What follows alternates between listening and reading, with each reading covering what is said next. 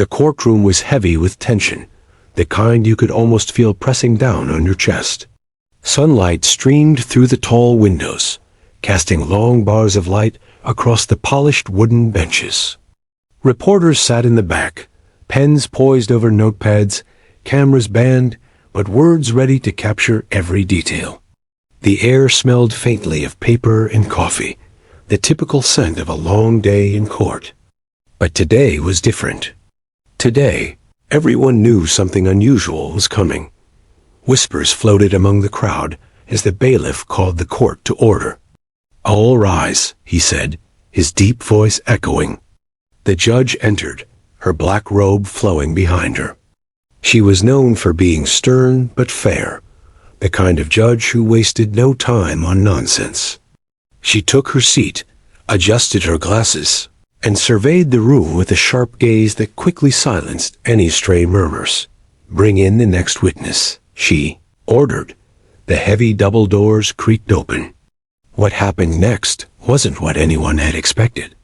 Instead of another officer or expert witness, a police handler stepped in, leading a large German shepherd by the leash. The dog's nails clicked against the marble floor as he walked, each step confident and calm, his amber eyes scanning the room. It wasn't common to see a canine in court, unless there was a very good reason. The jurors straightened in their seats. The defense attorney raised an eyebrow, as though surprised, but curious. The prosecutor nodded slightly, as if this was part of a plan he had been waiting for. The dog, tall, muscular, his coat a striking mix of black and tan, walked halfway down the aisle, then suddenly stopped. His ears pricked up, his head tilted slightly. The handler gave a quiet command to keep him moving, but the dog didn't budge. Instead, his gaze locked onto the front row. Sitting, there was a young woman with a small child on her lap. The girl couldn't have been more than 3 years old, her hair tied in a messy ponytail, a pink stuffed bunny clutched in her little hands. She had been fidgeting a moment before, swinging her legs nervously, but now she went completely still. The dog wagged his tail, slowly at first, then faster, his whole back end wiggling with recognition. A murmur ran through the courtroom. The handler frowned, clearly confused. He gave another firm tug on the leash, but the dog stayed put, his eyes never leaving the toddler. "Handler," the judge said, her voice sharp but curious. "Is there a problem?" "No, Your Honor," the handler replied quickly, but his expression betrayed him. This was not normal behavior.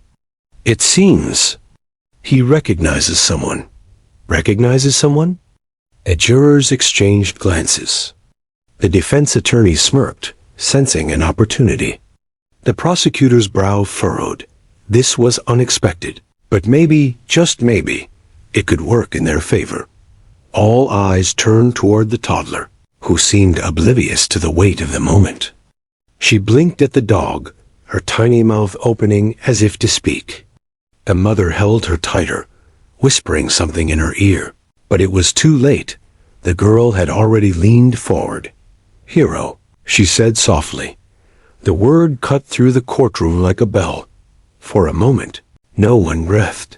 The handler froze, his face draining of color. The prosecutors jawed. The defense attorney stopped mid-smirk. Even the judge's usually impassive face shifted, her eyes narrowing with sudden interest. "Did she just say?" One of the jurors whispered. "Hero," the little girl repeated, this time louder, pointing a chubby finger toward the dog. "Hero," and the German shepherd's tail wagged furiously in response. The handler turned to the judge. "Your Honor, that is his name? Hero." But he hesitated, clearly baffled. But no one here was supposed to know that. His name was never mentioned in the case file or in open court. The mother's hand flew to her mouth. Tears welled in her eyes as she looked from the dog to her daughter. The judge leaned forward, curiosity written all over her face. "Madam," she addressed the mother, "does your child know this animal?" The woman hesitated, clearly torn between staying silent and telling the truth. Finally, she nodded, her voice breaking when she spoke. "Yes," she whispered. "She knows him." Gasps echoed through the room. The prosecutor's interest peaked instantly. "Your Honor, may we approach?" he asked, stepping forward eagerly. The judge nodded, gesturing for the attorneys to approach the bench. The defense attorney joined reluctantly, clearly displeased with this sudden turn of events. Quiet whispers were exchanged. Whatever was happening, the judge seemed intrigued enough to allow it. When they returned to their places, the judge addressed the courtroom. "It appears we have an unexpected development. Madam, would you be willing to testify about how your child knows this canine?" The woman swallowed hard, clutching her daughter close. "Yes," she said finally, her voice steadier now. The judge gestured for the bailiff. "Please escort the witness to the stand." The entire room watched in silence as the woman carried her daughter up to the witness stand. The toddler seemed perfectly at ease, her little eyes following Hero as he sat obediently by his handler. Once they were sworn in, the prosecutor began gently. "Ma'am, could you please tell the court how your child knows this dog?" The woman took a deep breath. "We know him," she said, her voice trembling, "because he saved us." A ripple of shock spread through the room. "What do you mean, saved you?" The prosecutor pressed gently. The woman's hands shook as she held her daughter. "The night of the burglary, the one this trial is about, we were there. We were the victims. My husband and I were too afraid to testify before. We thought if we stayed quiet, we'd be safe. But my daughter, she never forgot what happened. And she never forgot Hero." The room was so silent you could hear a pin drop. Hero, as if sensing the gravity of the moment, gave a soft whine and lay down, his head resting on his paws. The judge's expression softened. "Go on," she said gently. The woman nodded, tears sliding down her cheeks. "That night, when the man broke into our house, Hero was the first officer on the scene. He protected us. He kept the intruder cornered in the kitchen until the other officers arrived. My daughter saw it all. She still talks about it." The prosecutor turned to the jury, their faces a mix of surprise and compassion. This was no longer just a burglary case. This was personal. The defense attorney stood abruptly. "Objection, Your Honor," he said sharply. "This is irrelevant and highly prejudicial." But the judge held up a hand. "Overruled. The court will hear this testimony." The defense attorney sat down, clearly fuming. The prosecutor smiled faintly and turned back to the woman. "Thank you," he said. "We may have more questions for you shortly." The judge called for a short recess to let everyone process what had just happened. As people stood and began to stretch, the little girl pointed at Hero again and giggled. "Hero," she said proudly, as if introducing him to everyone in the room. The handler knelt beside the dog and whispered something softly, his expression one of disbelief. Reporters scribbled furiously, already knowing this was going to make headlines. And in the front row, the defendant shifted uncomfortably, sweat forming on his brow. He had been smirking earlier in the day, but now, for the first time since the trial began, he looked worried. Whatever just happened had changed the entire direction of the case, and everyone in that courtroom could feel it. The courtroom was still buzzing when the judge returned from recess.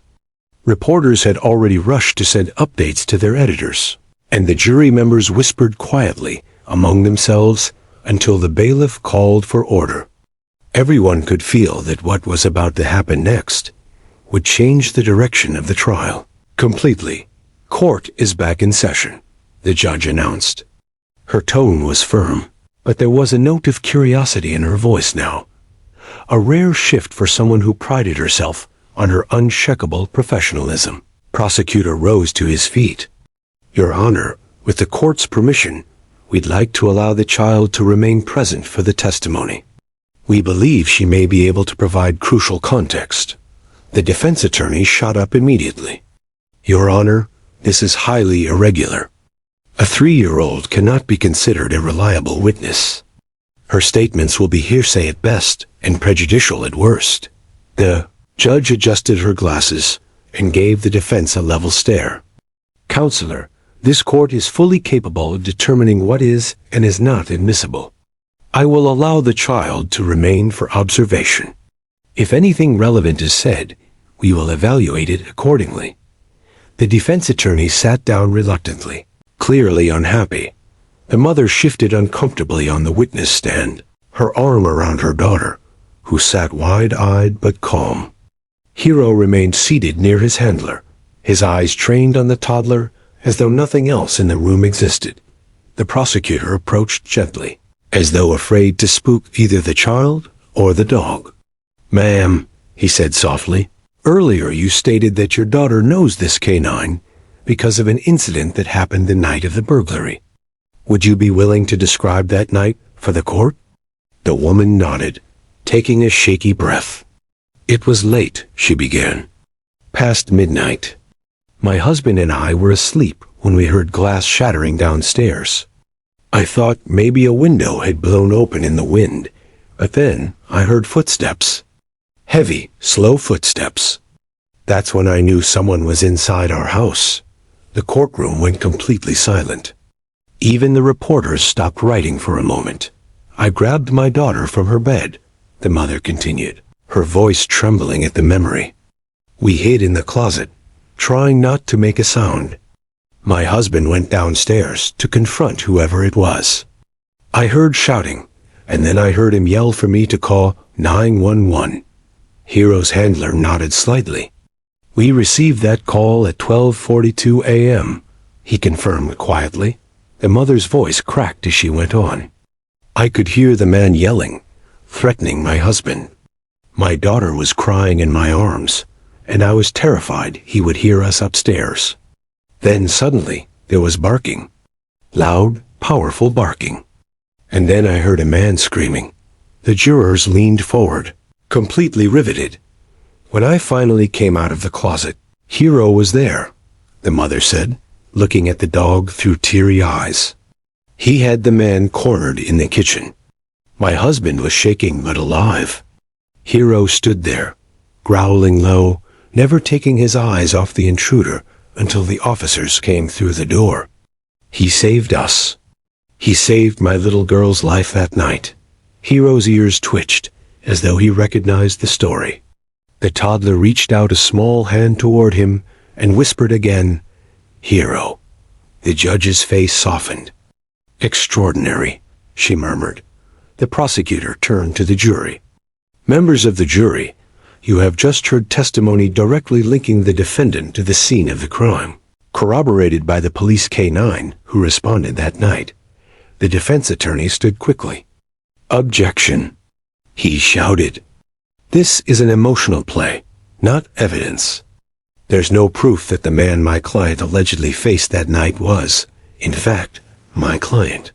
But before the judge could respond, the toddler did something no one expected. She wriggled out of her mother's lap, stood on the wooden chair, and pointed a tiny finger straight at the defendant. Her voice rang out, clear and loud enough for everyone to hear. Bad man. The courtroom gasped in unison. The judge slammed her gavel. Order. She barked, but even she looked stunned by what had just happened. The defendant shifted uncomfortably, his face flushing red as whispers broke out across the room. Hero rose to his feet, his ears forward, tail stiff. Then he let out a single, sharp bark, deep and commanding, that echoed off the courtroom walls. The handler stepped forward quickly, trying to calm him. Easy, boy, he said, kneeling at Hero's side. But his expression betrayed him. This wasn't random barking. Your Honor, the handler said, his voice steady but serious. I have to note for the record that Hero's reaction isn't coincidence. He only barks like that when identifying a suspect's scent. He recognizes him. He nodded toward the defendant. The courtroom erupted into chaos again, reporters scribbling furiously, jurors exchanging glances, spectators whispering so loudly The bailiff had to call for silence. The judge banged her gavel a second time. Enough. This is a court of law. We will have order. But even she could not hide the intrigue in her eyes. Handler, she said after a pause, is there any formal way to confirm what you've just stated? Yes, Your Honor, the handler replied. Hero was trained to identify specific scents. If you permit it, we could conduct a scent lineup right here in the courthouse. The defense attorney jumped to his feet. Absolutely not. This is unprecedented. The judge cut him off. And yet, Counselor, so is what we have just witnessed. She turned back to the handler. Prepare the lineup. The court will allow it. The defense attorney sat back down, furious, but there was nothing he could do. The room buzzed with excitement as court officers quickly moved to set up an impromptu lineup with several court volunteers. The defendant shifted uneasily in his chair, sweat beginning to bead on his forehead. The toddler returned to her mother's lap, now calm, as if she had already done her part. Hero stood ready, his entire body alert. The lineup was arranged. The judge nodded for the handler to proceed. Find, the handler commanded. Softly. Hero sniffed each person in the lineup carefully, moving one by one. When he reached the last man, the defendant, he sat down instantly, tail stiff, gaze locked forward. The handler nodded grimly. Your Honor, that is a positive identification. The courtroom erupted again, louder than before. The prosecutor's face lit with triumph, while the defense attorney paled. The judge banged her gavel once more. Ladies and gentlemen of the jury, she said, her voice ringing through the room, you have just witnessed something that rarely happens in a courtroom. Direct scent identification by a certified police canine, corroborated by an eyewitness, even if that eyewitness is 3 years old. The prosecutor seized the moment. Your Honor, we request that this evidence be admitted and that the jury be allowed to consider it in their deliberations. The judge nodded slowly. Granted.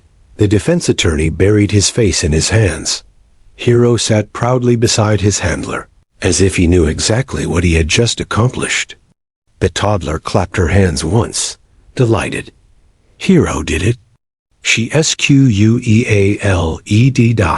and for the first time since the trial had begun, the jurors smiled. The courtroom had never been this quiet. Even the air felt charged, as though everyone was holding their breath at once. The toddler sat back down on her mother's lap, satisfied after pointing at the man who had terrified them that night. Hero lay beside his handler, but his golden eyes never left the defendant. The once confident man now stared at the floor, his jaw tight, avoiding eye contact with anyone. The judge glanced at the clock, then addressed the witness. Mrs. Taylor, she said gently, you've told us your family was present the night of the burglary. The court would like to hear everything you can remember about that night. Please take your time. The mother swallowed hard, her arms tightening around her daughter. She took a deep breath. It started like any other night, she said softly. My husband, Evan, and I had just put our daughter to bed. It was raining outside. I remember because she had trouble falling asleep without her nightlight, and we'd had a power outage earlier that week. She was scared of the dark. Her voice trembled as she continued. Around midnight, I woke up to a loud crash. It wasn't thunder. It was glass breaking. Evan jumped out of bed and told me to stay with our daughter. But I followed him to the hallway and saw a man, a stranger in our living room, holding something shiny. A crowbar, I think. Gasps echoed softly through the courtroom. My husband shouted at him to get out, but the man started yelling back. He threatened us. I ran to grab my daughter, hid with her in the closet, and called 911. Her eyes filled with tears. It felt like forever before I heard sirens. I thought Evan was going to die downstairs. The prosecutor approached gently. And what happened when help finally arrived? Her expression softened slightly. I heard barking, loud, fierce barking, and a man's scream. Then another crash, like furniture being knocked over. When I opened the closet door, I saw Hero. He was standing in the kitchen, his teeth bared, keeping the man pinned against the counter. Evan was bleeding from a cut on his forehead, but he was alive. Hero didn't move until the other officers burst in and took the man away. The jurors were visibly moved. Some nodded sympathetically. Others exchanged glances as if piecing the story together with what they had just witnessed in court. The prosecutor turned to the judge. "Your Honor, this is a direct, first-hand account that confirms the defendant's presence at the scene. It aligns with Hero's report and the police logs from that night." The defense attorney jumped to his feet. "Objection. We have no forensic evidence tying my client to that kitchen. No fingerprints, no."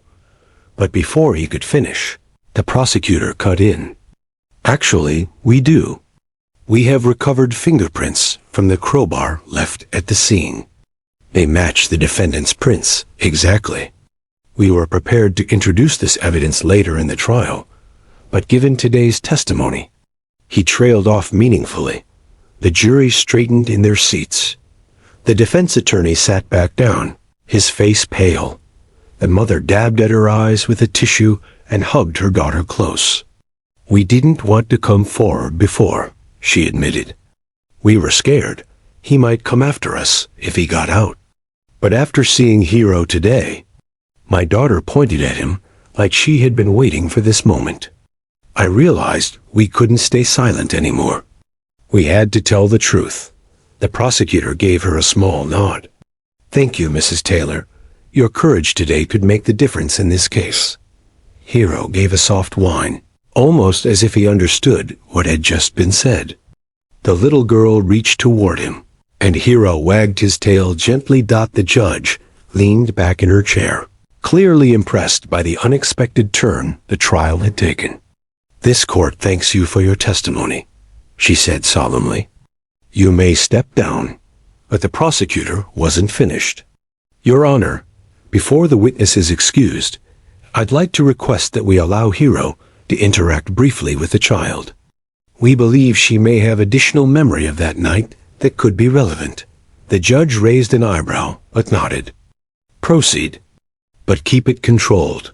The handler gave a soft command, and Hero padded toward the witness stand. The little girl's face lit up. She slid off her mother's lap and knelt on the floor, holding out her tiny hand. Hero sniffed it, then licked her palm gently before sitting beside her, tail sweeping the floor. The courtroom melted at the sight.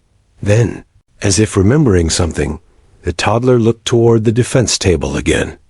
Her cheerful expression faded. She pointed with her small finger and said, in a voice that carried clearly across the room, "Scary man hurt, Daddy." The room froze. The judge's gavel came down hard. "Order in the court." She barked. But the damage was done. The words had landed like a thunderclap. The defendant shifted in his seat, his lawyer whispering frantically in his ear. The prosecutor turned back to the jury. "Ladies and gentlemen, this child is too young to understand what perjury is, too young to have memorized testimony. What she is telling you comes from memory. Memory of the night this man broke into their home and nearly destroyed their family." Hero barked once, a short, sharp sound that made everyone jump. The handler nodded gravely. "That bark is his confirmation signal," he explained. "Hero is corroborating her statement." The defense attorney was sweating now, flipping through his notes with shaking hands. He knew this case was slipping through his fingers. The judge called for another recess, giving the jury time to process what they had just witnessed. As the courtroom emptied, the reporters rushed toward the door, eager to get the story out first. Mrs. Taylor carried her daughter off the stand, pausing to kneel beside Hero. "Thank you," she whispered, stroking his fur. Hero leaned into her touch, tail wagging gently. When they returned to their seats, the prosecutor reviewed his notes with renewed determination.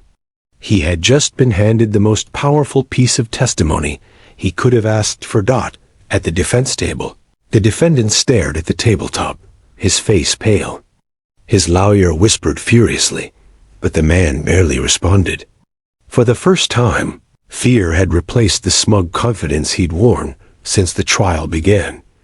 And in the quiet corner where Hero lay, the dog lifted his head, as if sensing that the fight for justice was far from over, but that, for the first time, they were winning.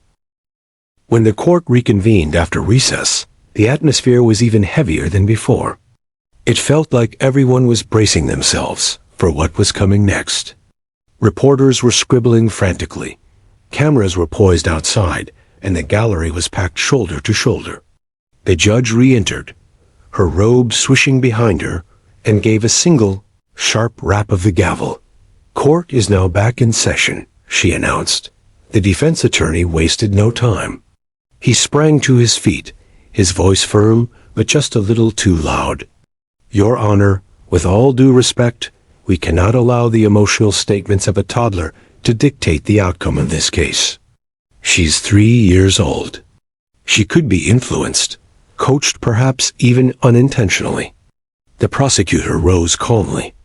"Your Honor, the defense is free to cross-examine the witness if they believe her statement is unreliable." Defense attorney hesitated. He knew how dangerous that was. Questioning a child in front of a jury could easily backfire if done without care. But he had no choice. His client's entire case was crumbling. "Very well," the judge said. "Proceed, counselor. But keep your questions brief and appropriate." The toddler sat on her mother's lap again, holding a small plush toy the bailiff had given her during the recess. The defense attorney crouched slightly, softening his voice. "Sweetheart," he said, "you're very brave for talking to us today. Can you tell us how you know it was this man who hurt your daddy?" The child clutched the toy tighter and glanced at Hero, who was lying calmly near the witness stand. "Because I saw him," she whispered. "In the dark." Hero chased him. The attorney nodded slowly. "But it was very dark that night, wasn't it? And scary? Are you sure you remember right?" The little girl frowned, clearly offended. "Yes, he broke the window. Daddy got hurt. Hero bit him." She pointed again at the defendant. "That man." The courtroom was dead silent. The defense attorney swallowed hard. "And no one told you to say that?" "No," she said matter-of-factly, then glanced at her mother. "Mommy said we were safe now. So I can tell the truth." That single line landed like a stone in water, rippling through the courtroom. The defense attorney had no more questions. He sat down, looking defeated. The prosecutor seized the opportunity. "Your Honor, the prosecution would like to call Officer Daniels to the stand, Hero's handler, to verify the events of that night from the police perspective." The judge nodded. "Proceed." Officer Daniels stood tall, his uniform crisp, his expression serious. He testified with precision. The dispatch call they received that night, Hero's tracking behavior, the apprehension of the suspect, the evidence collected at the scene. Hero indicated a positive track from the point of entry, the broken window, to the defendant, who was hiding behind the kitchen counter, Daniels explained. When he refused to surrender, Hero engaged, following procedure. "We then placed the suspect under arrest. And to be clear," the prosecutor asked, "was anyone else found at the scene?" "No," Daniels said firmly. "Just the suspect and the victims." The prosecutor nodded, satisfied. No further questions. When the defense tried to poke holes in the officer's testimony, they got nowhere. Daniels remained calm, factual, unshakable. By the time he stepped down from the stand, the mood of the courtroom had shifted noticeably. Jurors were leaning forward, their faces intent. The defendant sat stiffly, avoiding eye contact with everyone. The judge called for a short break, but no one moved. It felt like the entire room was caught in a spell. When the trial resumed, the prosecutor delivered his closing arguments. He walked slowly in front of the jury box, his voice steady but passionate. "Ladies and gentlemen," he began, "you've heard the facts. You've seen the evidence. You've heard from the victims, from the officer who risked his life that night, and from a 3-year-old child who has no reason to lie. That child has carried the memory of that night for months, the fear, the noise, the sight of her father bleeding on the kitchen floor. Until today, when she finally felt safe enough to speak. Justice is not always swift," he continued, "but today you have the power to make it sure. The evidence ties the defendant to the crime. The testimony places him at the scene. And even the canine hero who protected this family confirmed his identity by his reaction in this very courtroom." He let the silence hang for a moment before concluding, "Do not let fear win. Do not let this man walk free to harm another family. Find him guilty. Give this family the peace they deserve." The jurors exchanged glances, some nodding slightly. Then it was the defense attorney's turn. He tried to appeal to reason, to poke holes where there were none. He warned the jury against being swayed by emotional theatrics, insisted that the child's memory might be flawed, that dogs could be mistaken, but his words lacked conviction. Even he seemed to know he was fighting a losing battle. When the closing statements were finished, the judge gave her final instructions to the jury. Then they filed out to deliberate. The room was eerily quiet. The family sat together, the mother holding her daughter close, the father resting his hand on Hero's back. Minutes stretched into hours. The defendant stared at the floor, pale and sweating. Then, at last, the bailiff returned. "A jury has reached a verdict." The room filled again, people holding their breath as the foreperson stood. "In the case of the state versus Daniel Briggs," she read, "on the charge of aggravated burglary, we find the defendant guilty." The gallery erupted. Some people gasped, some cheered quietly, and the mother broke down in tears, clutching her daughter to her chest. Hero barked once, a deep, proud sound, as if he understood exactly what had just happened. The judge rapped her gavel. "Order. The sentencing phase will be scheduled at a later date. Court is adjourned." As the courtroom emptied, the prosecutor approached the family. "You were brave today," he said, kneeling to meet the little girl's eyes. "You helped catch a very bad man." The toddler smiled shyly, then reached out to hug Hero. "Good boy," she whispered into his fur dot, and for the first time in months, the family felt safe. Justice had been served, thanks to a loyal canine and the courage of a child who refused to stay silent. When the gavel's echo finally faded, the courtroom slowly came back to life. People were murmuring, gathering their coats, and filing out. But in the front row, the little girl still sat perfectly still, staring at Hero with wide eyes. Hero had not moved since the verdict. He sat tall, ears pricked, as if waiting for something. His handler gave him a soft pat on the shoulder, but the canine didn't budge. Then, suddenly, the toddler climbed down from her mother's lap and walked straight toward Hero. The bailiff started to intervene, but the judge, still seated, raised her hand. "Let her go," she said softly. The entire room fell, silent again. The little girl stopped in front of Hero. The dog lowered his head slightly, letting her touch his nose. She placed both tiny hands on the sides of his face and whispered 2 words that would leave everyone in the courtroom shaken. "Bad man." She said it with such certainty, such quiet conviction, that even the most hardened officer in the room felt a chill run down his spine. Hero's reaction was immediate. He turned his head toward the defendant, who was now standing in handcuffs, flanked by deputies, and let out a single, low bark. It wasn't aggressive, but it was unmistakable. Hero had confirmed the child's statement in the way only a trained police dog could. The gallery gasped. The defendant's face drained of color. "Your Honor," the prosecutor said quickly, "the child has just given spontaneous testimony corroborated by the canine's trained response. I believe this court must consider the full weight of this moment. The defense attorney jumped to his feet. Objection. This is highly irregular. The case is closed. But the judge's expression had changed. She turned to the defendant and said quietly, Mr. Briggs, if there is anything you wish to say before you are remanded into custody, now is the time. For a long moment, he said nothing. Then, with a visible shudder, he muttered, It wasn't supposed to go that far. I just needed the money. The courtroom erupted again, this time in stunned whispers. His own confession had sealed his fate even more tightly than the verdict.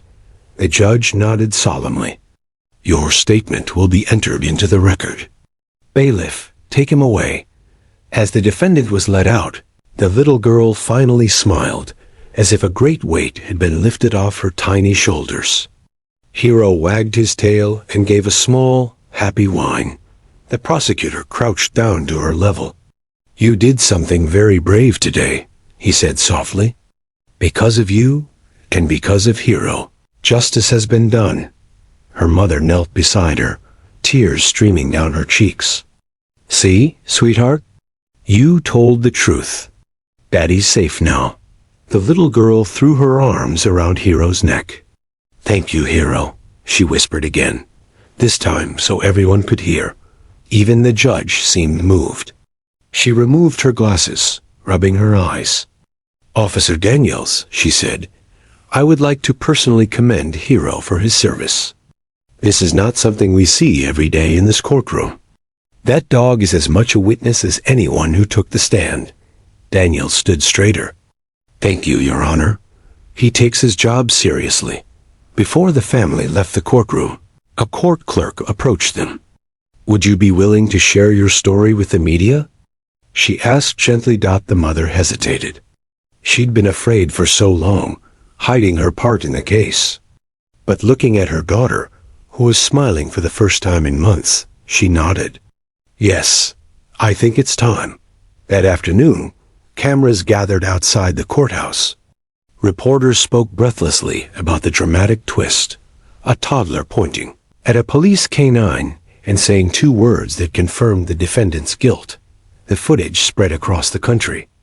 People were captivated by the image of the small child standing in front of the big German shepherd, her courage shining through as she called out the man who had hurt her family. Social media exploded with praise. THIS is why we love canine officers. One comment read, a 3-year-old just did what half of us adults wouldn't have the courage to do. Another said that within days, the police department announced that they would hold a special ceremony to honor Hero. The little girl and her family were invited as guests of honor. Ceremony was held in the town square. Dozens of officers attended, as well as townspeople who had followed the trial. Hero was presented with a custom medal, which was carefully fastened to his collar. Hero is more than just a police dog, the police chief said during the ceremony. He is a protector, a guardian, and now a symbol of hope for every family in this community. When the applause died down, the chief crouched down next to the little girl and handed her a small badge. And you, he said with a smile, are now an honorary junior deputy. The little girl's face lit up. She pinned the badge to her shirt proudly and stood tall next to Hero. As the crowd cheered, Hero sat obediently beside her, but his tail wagged furiously. It was as if he understood the significance of the moment, not just for the town, but for the little girl whose life he had changed forever. Later that night, after the ceremony, the family visited the police station. Hero bounded over to them, his demeanor no longer professional but playful, nuzzling the little girl and letting her hug him as much as she wanted. You know, Officer Daniels said with a grin, I think Hero just made a friend for life. The mother smiled softly. So did we. For the first time since the night of the burglary, she felt completely safe, and so did her daughter. The following morning, the courthouse was strangely quiet. The trial had ended, the verdict delivered, and yet the case refused to fade away. Reporters were still camped outside, eager to get more angles, more interviews. The image of the little girl pointing at the defendant and saying, "Bad man," had gone viral, appearing on every news channel and social feed across the country. Inside the district attorney's office, the prosecutor sat with his team, reviewing the final paperwork when one of the junior investigators rushed in, holding a folder. "You're not going to believe this," he said, a little out of breath. "We just got footage from a convenience store 3 blocks from the victim's house, time-stamped the night of the burglary." The prosecutor's brows shot up. "We already have a guilty verdict."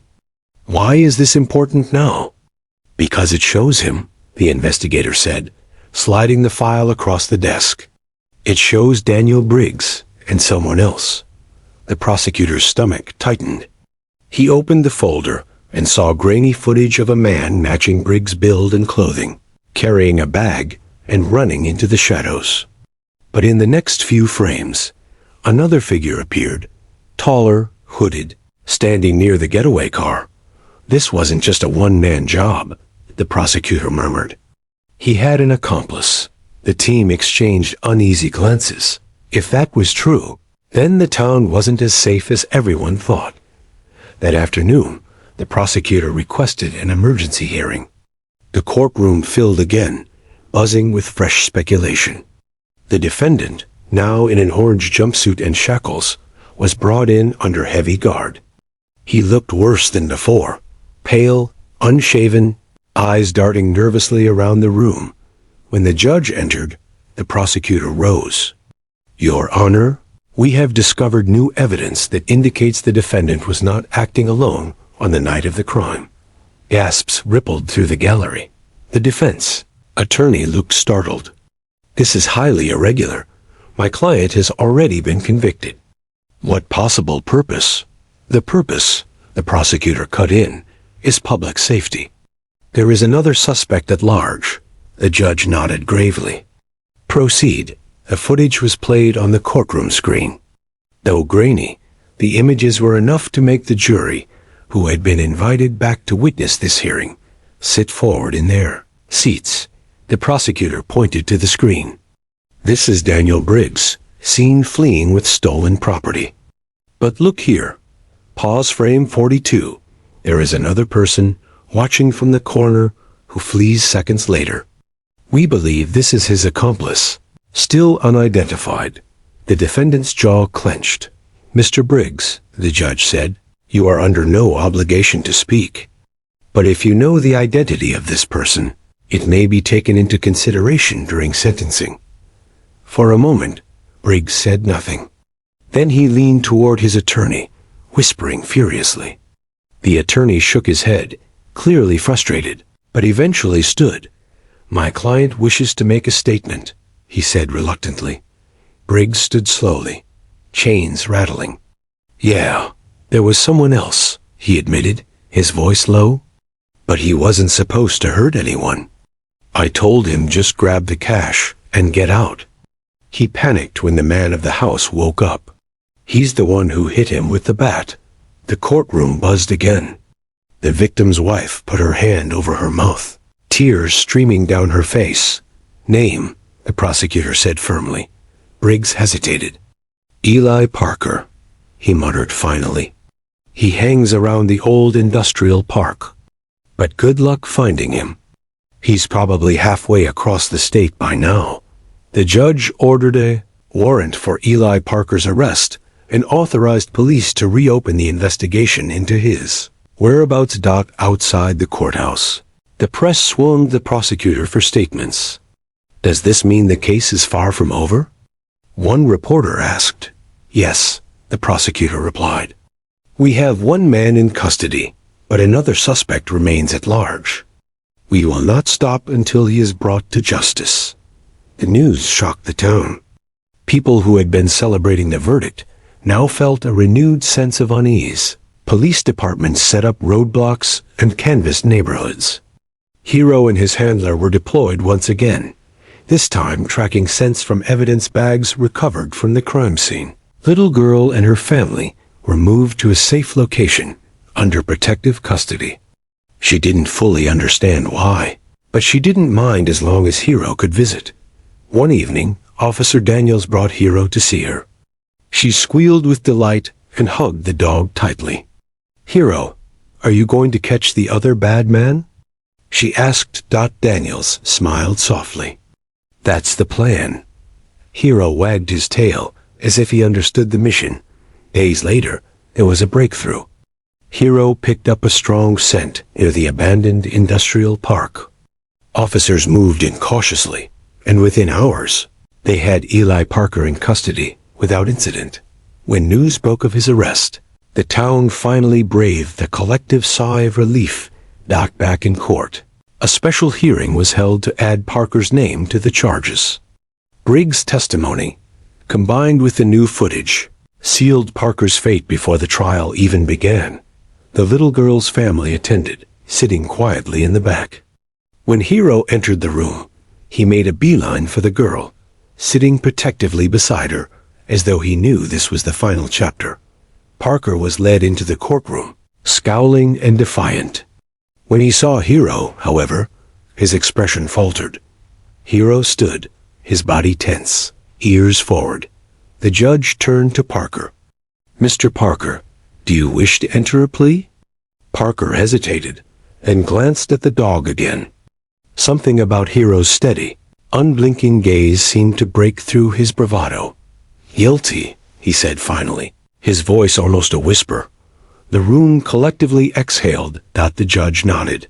"Sentencing will follow, but let the record show that justice has now been served for both men involved." The mother hugged her daughter tightly. "It's over," she whispered. "It's really over this time." The prosecutor looked at Hero and smiled. "Once again," he said, "this case has been solved with the help of our four-legged officer. The people of this town owe him more than they realize." Hero wagged his tail one last time, the tension in his body melting away. His job was done. The courthouse was at full capacity on sentencing day. Weeks had passed since Eli Parker's arrest, but the case had gripped the entire state. Television crews lined the steps. Reporters stood shoulder to shoulder, and every seat inside the courtroom was taken. The little girl sat between her parents in the front row, holding her plush toy tightly. She was calmer this time, older somehow. The ordeal had changed her, but there was a new strength in her eyes. Hero lay at her feet, his head resting gently on her shoe, as if reminding her she wasn't alone. The bailiff's voice rang out. "All rise." Everyone stood as the judge entered, her expression stern but calm. "Be seated," she said, then glanced down at the files in front of her. "Today we bring this case to a close with sentencing." Daniel Briggs was led into the courtroom first. He looked thinner than before, his face lined with regret. When he sat at the defense table, he kept his head bowed, not looking at the victim's family. Eli Parker followed. His posture was defiant, but his eyes darted nervously around the room, finally landing on Hero. The dog didn't move, but his stare was intense. Parker swallowed hard and looked away. The judge turned to the prosecutor. "You may proceed with your statement." The prosecutor stood, his voice steady but firm. "Your Honor, the crimes committed by these men were not merely theft. They were acts of violence that left a family traumatized and a community shaken. The victims lived in fear for months, and even when the first guilty verdict was handed down, they had no closure because another perpetrator remained free.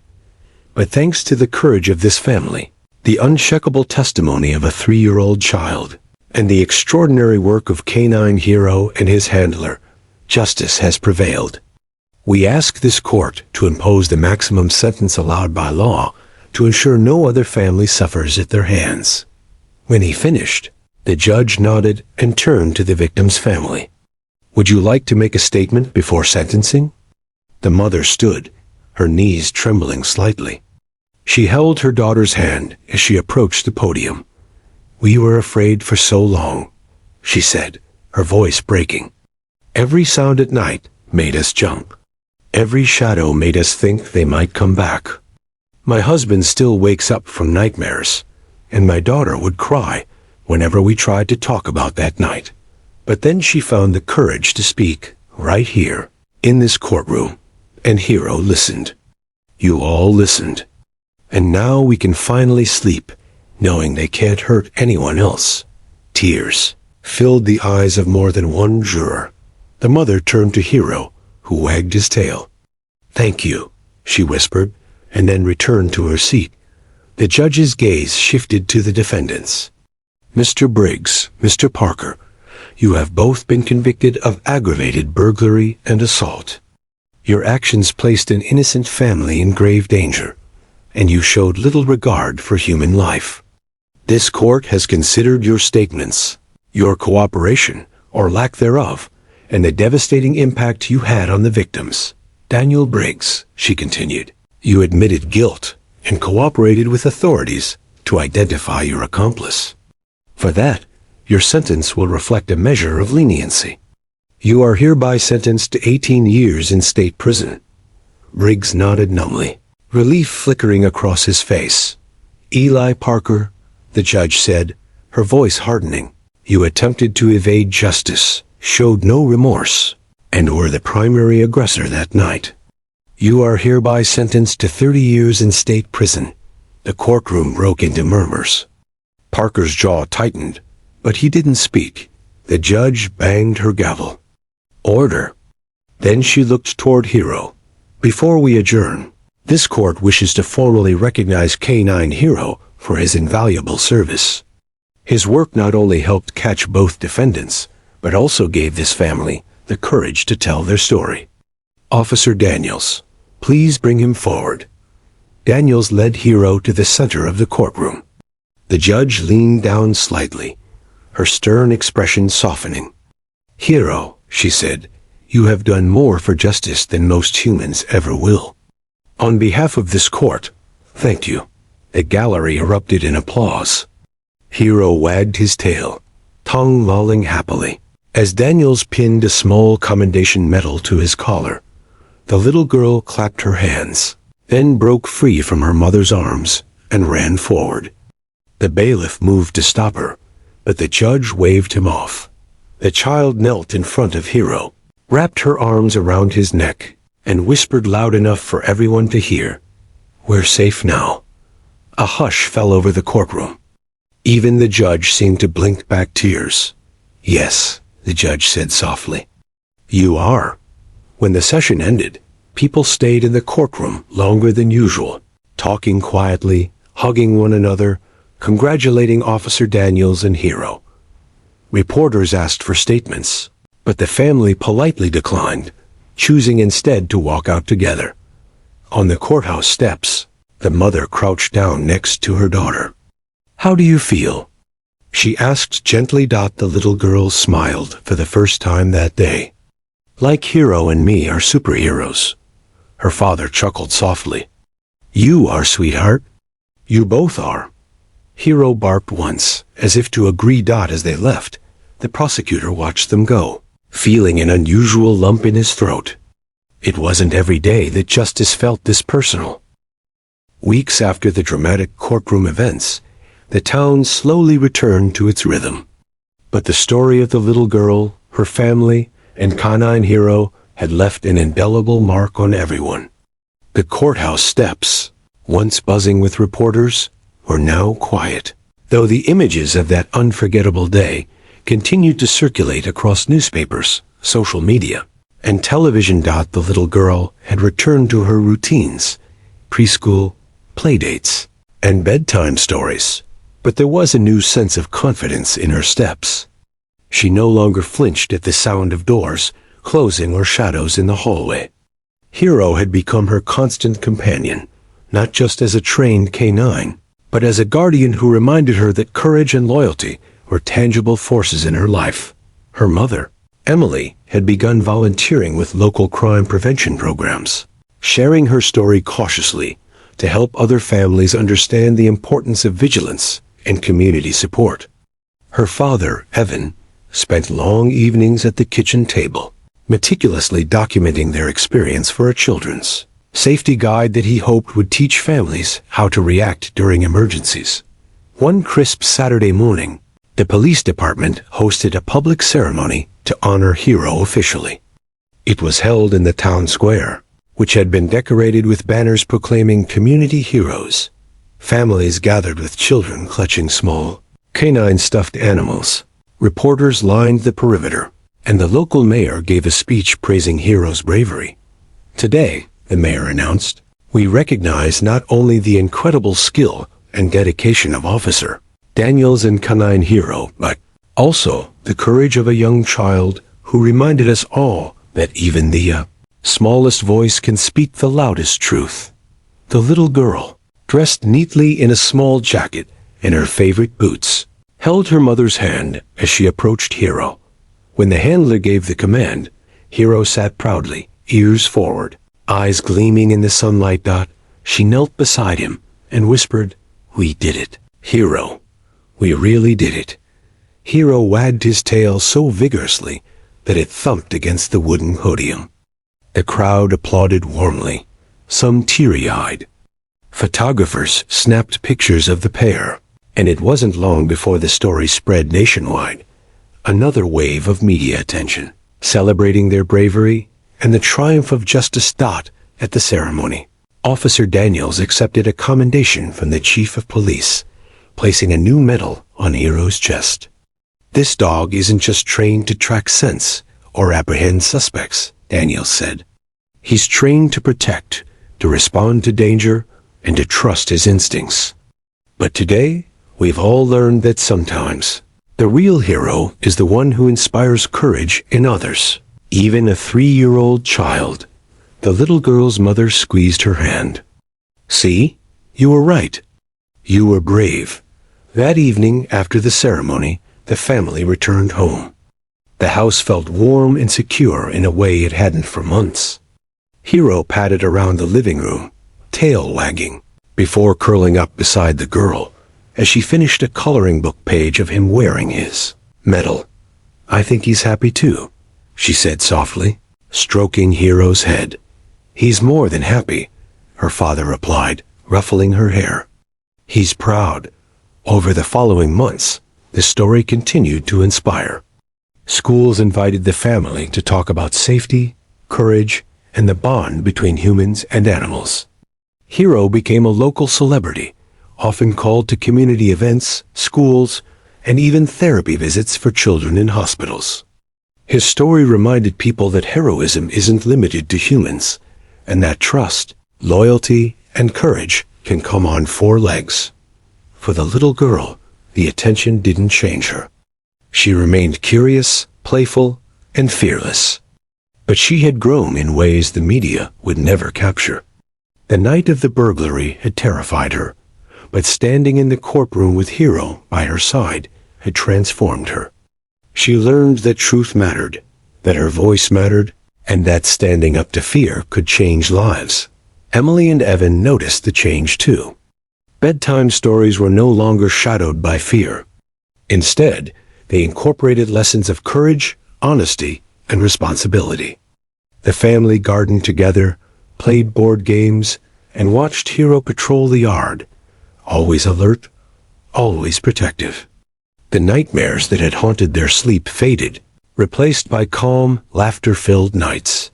Months later, the family returned to the courthouse, not for a trial, but for a community recognition event organized by the town.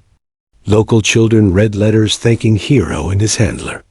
Teachers praised the little girl for her bravery, and families shared stories about how her courage had inspired them to speak up about smaller, everyday fears. Hero, wearing his ceremonial collar, stood proudly beside the little girl, as if he understood that his job wasn't just catching criminals, it was protecting hope itself.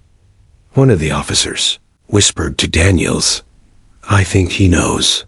He knows how important he is." Daniels smiled, watching Hero nuzzle the girl. "Yeah," he said quietly, "and he'll never forget it." By the end of the day, the family returned home once again. The little girl hugged Hero tightly, whispering, "We're safe, forever." Hero's soft, Warm presence beside her was the perfect reassurance. The media continued to cover the story in the following weeks, highlighting the unlikely heroism of a child and a dog who had worked together to protect a family and help bring two criminals to justice.